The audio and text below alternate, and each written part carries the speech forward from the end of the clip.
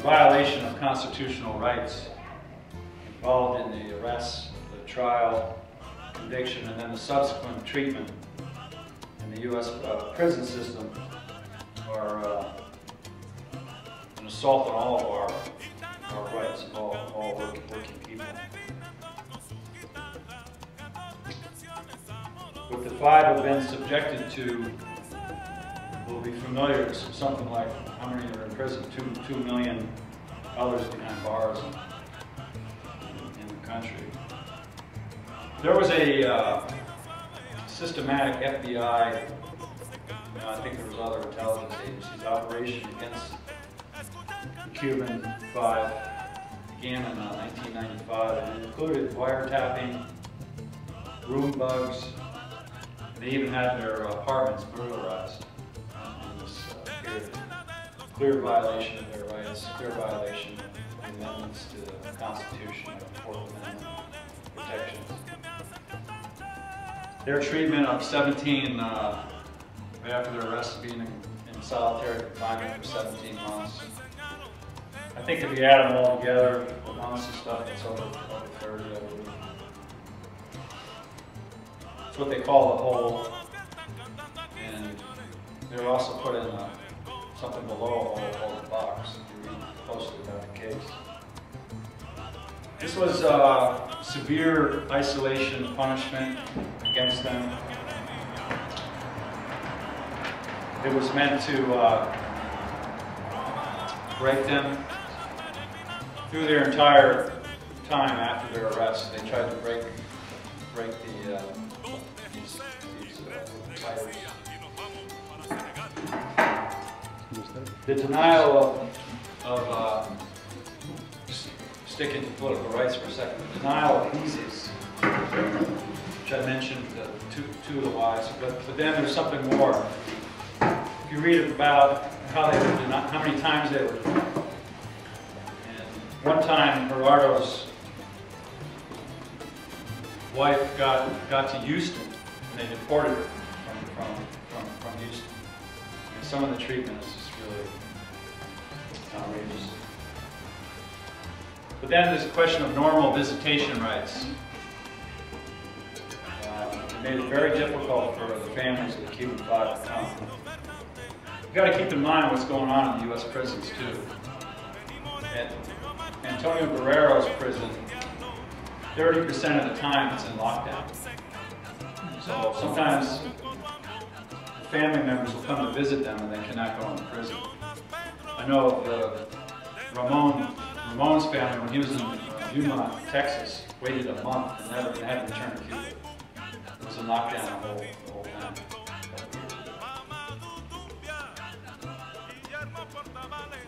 Leonard Weinglass, who was the lead attorney for a number of years, died this year, several months ago. He said that the treatment of Antonio Guerrero was conditions that he was in was worse than the treatment of prisoners he knows that he's defending on death row, including Guerrero. There was all kinds of secret evidence used in the course of the frame-up. They used the Foreign Intelligence Surveillance Act, which was passed in the late 70s. Basically set up a secret court that would rubber stamp whatever the intelligence agencies wanted to do. Another violation of Fourth Amendment. They also used this thing called the Classified Information Procedures Act, which restricted evidence, but in fact what it's done is suppressed evidence that was needed for the lawyers to defend the Cuban Five. This is particularly true in the case of Gerardo.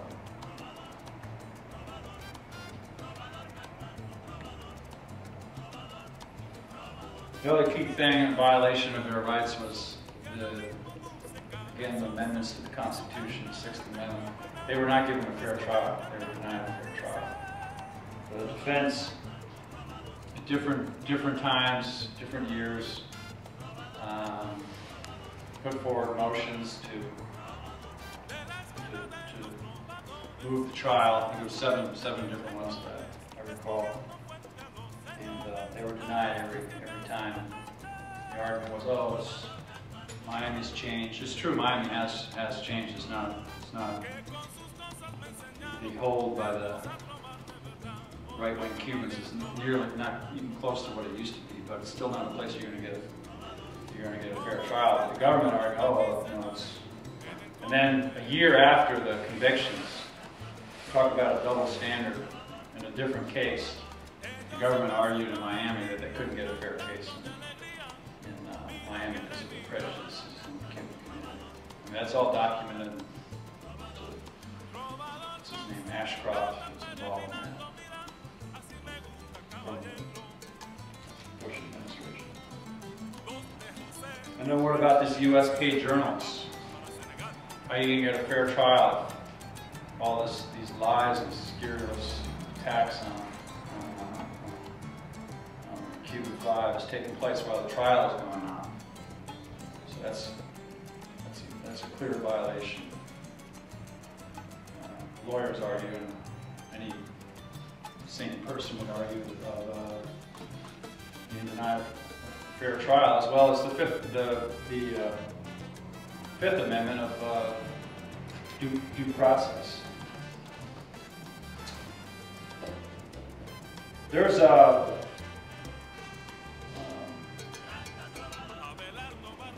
good to take questions and discussion. I just want to say a couple of things.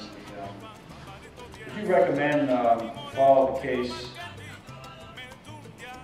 which Jessica has on display. Let me just grab another book. This one? No, not that one. This one.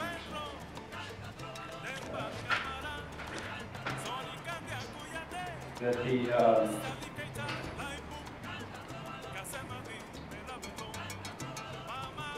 this Hoping in Solitude is a very good book to read about just background to the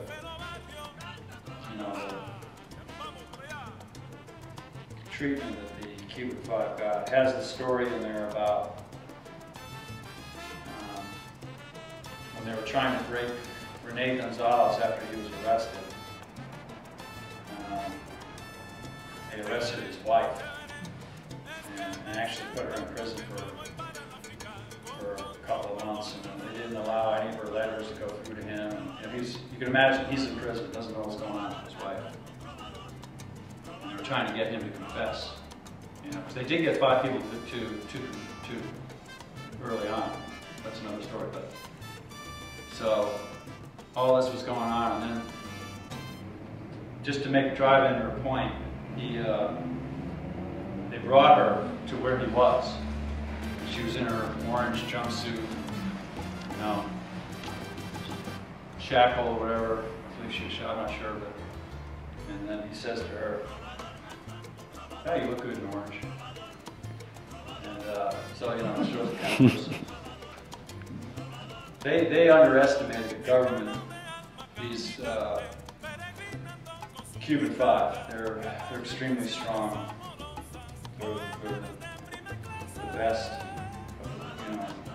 product or whatever, Cuban Revolution. Anyway, that's in that book. This also isn't a bad book. Not a good way of putting it. This is a pretty good book. There's a new edition. I have the new edition is actually over here. It's written by a Cuban